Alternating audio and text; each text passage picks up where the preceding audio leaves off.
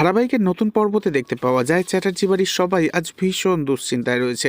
জেঠুমনি আজ ঘাবড়ে গিয়ে প্রশ্ন করে, বাড়ির ভিতরে এরকম একটা ঘটনা ঘটলো কি করে? নাচের মুখোশ পরে এত বড় নোংরামি, এই সাহসটা হলো কার? ঠিক তখনই হঠাৎ গঙ্গা মেঘনাথের মুখের দিকে তাকায় আর দেখে মেঘনাথ যেন কেন একটা অস্বস্তিতে পড়ে গেছে, আর মেঘনাথের হাতে একটা কাটার দাগও রয়েছে। হঠাৎ গঙ্গা মেঘনাথকে প্রশ্ন করে, একটা কথা জিজ্ঞাসা করবো স্যার, আপনার হাতের এই ক্ষতটা কি করে হলো? জিজ্ঞাসা করছি কারণ যে আমাকে দেওয়ালে ঠেসে দিয়েছিল, আমার সুযোগ নিতে চেয়েছিল, তাকে আমি লোহার কাজললতা দিয়ে মেরেছিলাম, আর এমন জোরে মেরেছিলাম তাতে ওর কেটে যাবেই যাবে। এ কথা শুনে বাড়ির সবাই অবাক হয়ে যায় আর তাকিয়ে থাকে মেঘনাথের দিকে। তখন মেঘনাথ বাঁচবার জন্য কি বলবে একটা মিথ্যে কথা ভাবতে থাকে।